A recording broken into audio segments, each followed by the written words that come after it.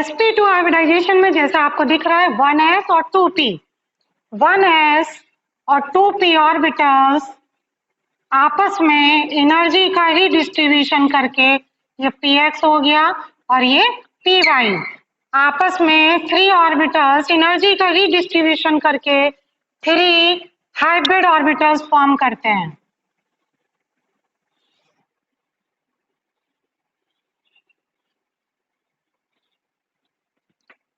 sp2 sp2 sp2 यानी कि 3 pure orbitals है और कितने हाइब्रिड ऑर्बिटल्स फॉर्म हुए? 3।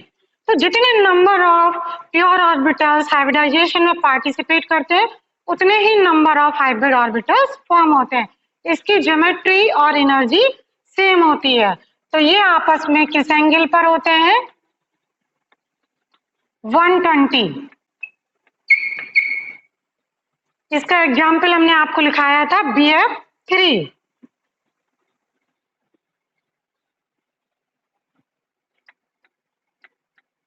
BF3 में सेंट्रल एटम क्या है आपका? बोरान। तो सेंट्रल एटम का इलेक्ट्रॉनिक कॉन्फ़िगरेशन लिखेंगे।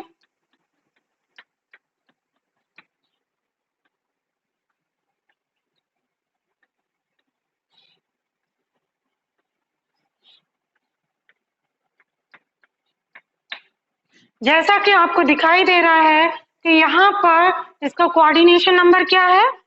3, यानी कि यहाँ पर 3 हाफ फिल्ड ऑर्बिटल्स होने चाहिए, बट यहाँ पर आपको सिर्फ एक हाफ फिल्ड ऑर्बिटल दिख रहा है। तो ग्राउंड स्टेट में बोरान कैसे नेचर का है? मोनोवैलेंट नेचर का। इसको हम एज्यूम करेंगे कि एक्साइटेड स्टेट में 2s से एक इलेक्ट्रॉन कहाँ ट्रांसफर हो जाएगा? 2p में, यानी कि एक इलेक्ट्रॉन प्रमोट हो गया और अब आपके पास 3 हाफ फिल्ड ऑर्बिटल्स आपको मिल गए। ये तीनों हाफ फिल्ड ऑर्बिटल्स एनर्जी का रिडिस्ट्रीब्यूशन करेंगे और 3 sp2 हाइब्रिड ऑर्बिटल्स फॉर्म करेंगे।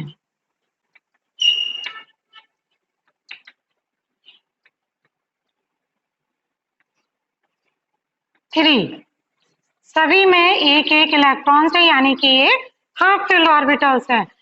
तो ये यहाँ पर जो आपको ज्योमेट्री दिखा रही है ये क्या है? बोरान की। सेंट्रल एटम आपने यहाँ पर बोरान को ले लिया। अब इसके बाद आपको फ्लोरीन सराउंडिंग में है, तो फ्लोरीन का इलेक्ट्रॉनिक कॉन्फ़िगरेशन लिखेंगे। तो आप लिखेंगे 1s2 2s2 2p5, यानी कि p में एक जो ऑर्बिटल्स है वो कैसा है? Half filled. एक अनपेयर्ड इलेक्ट्रॉन प्रेजेंट है। ये pz ऑर्बिटल क्या करेगा? यहाँ पर जो बोरान के sp2 हाइब्रिड ऑर्बिटल्स हैं, ये प्योर फ्लोरीन का ऑर्बिटल है, ये यहाँ ओवरलैपिंग करेगा और 3 सिग्मा बॉन्ड्स फॉर्म होंगे। ये सिग्मा बॉन्ड p और sp2 हाइब्रिड ऑर्बिटल्स की ओवरलैपिंग से फॉर्म हो रहे हैं। ये एक फ्लोरीन का pz, दूसरे फ्लोरीन का pz, दूसरा सिग्मा बॉन्ड फॉर्म करेगा। ये भी psp2 हाइब्रिड ऑर्बिटल की ओवरलैपिंग से होगा। और थर्ड आपका fluorine third sigma bond form करेगा psp2 हाइब्रिड ऑर्बिटल्स की ओवरलैपिंग से। तो जैसा कि हमने आपको बताया था कि ऑर्बिटल्स जो हाइब्रिड ऑर्बिटल्स होते हैं ये सिग्मा बॉन्ड फॉर्म करते हैं, जो आपको यहाँ ज्योमेट्री में दिखाई दे रहा है। तो ये किसकी ज्योमेट्री हो गई? BF3 की। बॉन्ड एंगल क्या होता है यहाँ? 120 डिग्री। हम इसको इस तरह से भी बना सकते हैं।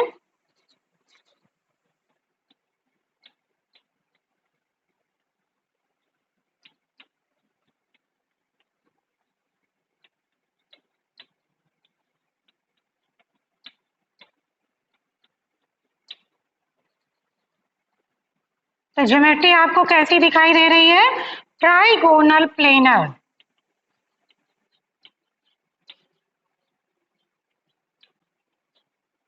ये आपका हो गया sp2 हाइब्रिडाइजेशन।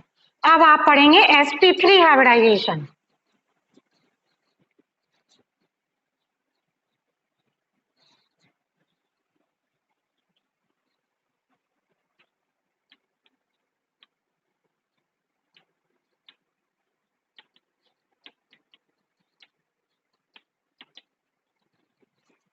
एग्जाम्पल फॉर हमने एक s ऑर्बिटल लिया, 3 p आपको दिखाई दे रहे हैं, p3 है, px, py,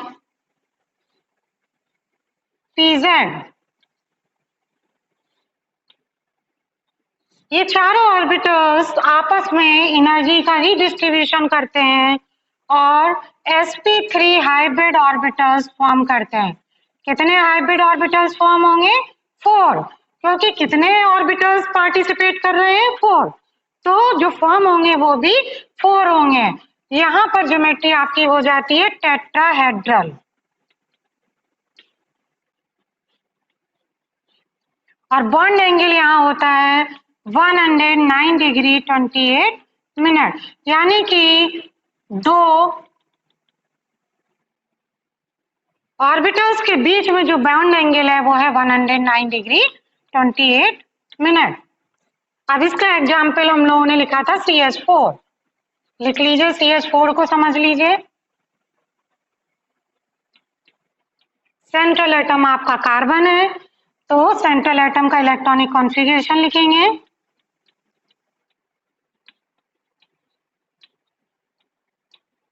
ये एग्जाम्पल हम आपको जब हाइब्रिडाइजेशन स्टार्टिंग में समझाया था वहां पर भी बताया था। यहाँ पर कैसा नेचर शो कर रहा है? Carbon bivalent nature. एक्चुअल में है कैसा? टेट्रावेलेंट नेचर, यानी कि ग्राउंड स्टेट से एक्साइटेड स्टेट में एक इलेक्ट्रॉन 2s से कहाँ ट्रांसफर हो जाएगा? 2p में। और यहाँ पर आपको अब 4 हाफ फील्ड ऑर्बिटल्स मिल जाएंगे। ये ऑर्बिटल्स आपस में एनर्जी का रीडिस्ट्रीब्यूशन करके 4 हाफ फील्ड ऑर्बिटल्स फॉर्म करेंगे। इन्हीं को हाइब्रिड ऑर्बिटल्स कहते हैं, यानी कि 4 sp3 hybrid orbitals.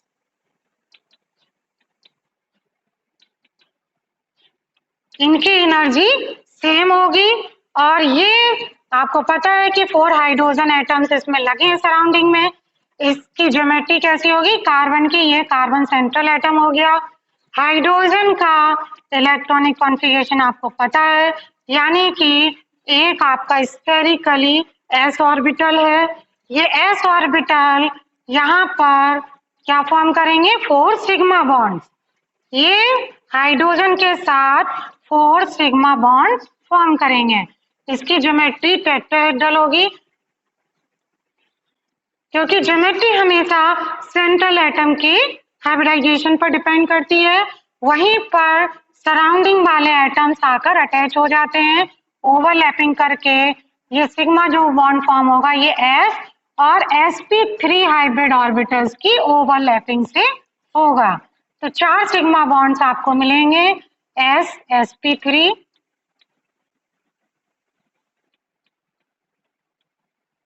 s sp3। तो आपको दिखाई दे रहा है कि ज्योमेट्री कैसी है? टेट्राहेड्रल। इसको हम ऐसे भी बना सकते हैं।